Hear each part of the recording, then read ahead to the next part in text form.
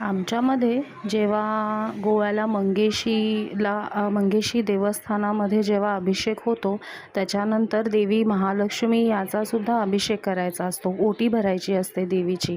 पण त्यावेळेला असं झालं की मंगेशीच्या अभिषेकाला भरपूर उशीर झाला, म्हणजे जवळपास 11 वाजले.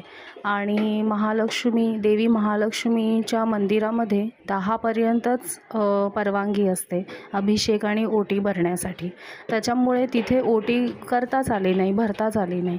त्याच्यामुळे मग आम्ही तिथून निघालो आणि मनात रुखरुख कायमच होती की अरे आपल्याला ओटीच नाही भरता आली. त्याच्यानंतर आम्ही देवरुखला आलो, तर देवरुखला इथे सोळजाई मातेचं मंदिर दिसलं. ही ग्रामदेवता आहे देवरुखची. देवरुखमध्ये राहणाऱ्या प्रत्येक जणांना माहिती असेल. आणि इथे येऊन देवी महालक्ष्मीची ओटी आम्हाला भरता आली आणि मन प्रसन्न झालं.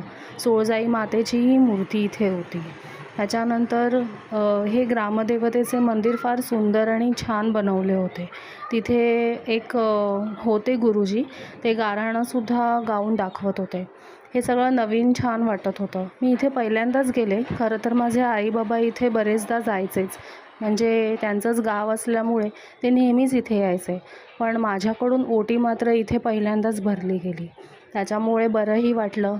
मंगेशीला, माझी महालक्ष्मी देवीला ओटी चुकल्यामुळे इथे मी ओटी भरली आणि मनाचे समाधान झाले.